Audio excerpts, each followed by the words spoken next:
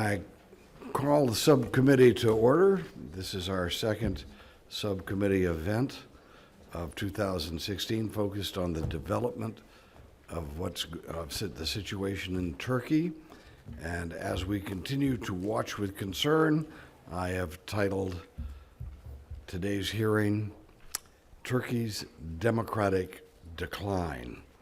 Let me say from the offset that our comments and even our criticisms of the Turkish government are predicated on a deep respect for Turkey and the Turkish people. Turkey and America have been and are friends.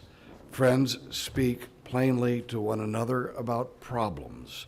That's what you will hear today. I'd like to take this opportunity to extend my condolences to the families of all the victims of last month's terrorist attack at Istanbul's airport. It was a cowardly attack by radical Muslim extremists, and traveling through that region, I was able to personally pay a tribute to the victims of this horrendous massacre just a few days after the tragic event had occurred. Our expressions reflected those expressions of sorrow, expressed and reflected those of the American people. Turkish victims are no different than American victims.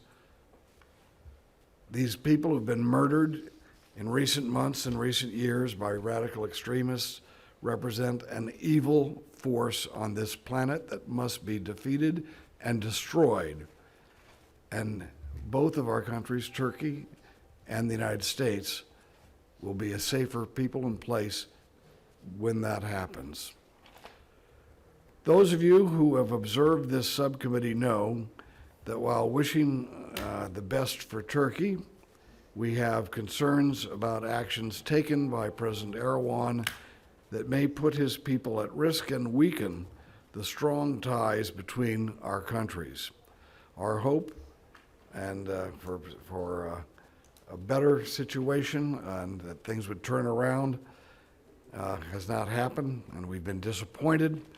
And there's a mounting body of evidence suggesting that President Erdogan's party and his regime seems to be involved with corruption and misrule that is taking Turkey in exactly the wrong direction. President Erdogan's party has used the levers of power to limit dissent and to crack down on free journalism. Thousands of judges and prosecutors have been reassigned based on their political inclinations, and immunity from parliamentarians have been lifted, opening the way for charges to be used against them in order to sideline opposition, especially those in the HDP. Seemingly erratic, Erdogan has officially designated the followers of Mr. Gulen as a terrorist group, and this group was once, of course, a linchpin of his political coalition.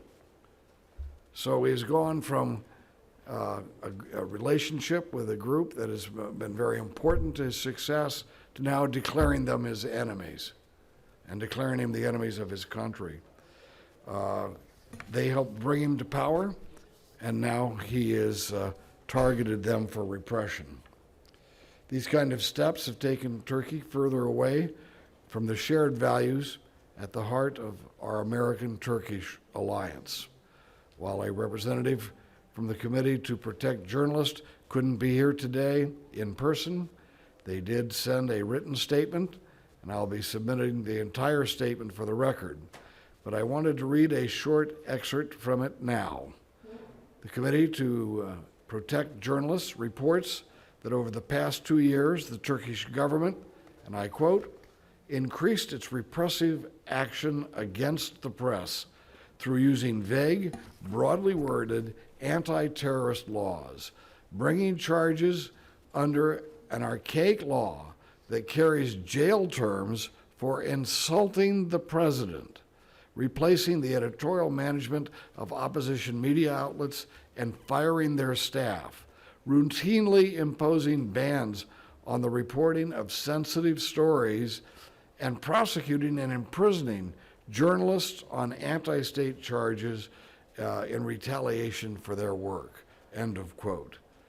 That is indeed a sad description for the state of free media in Turkey.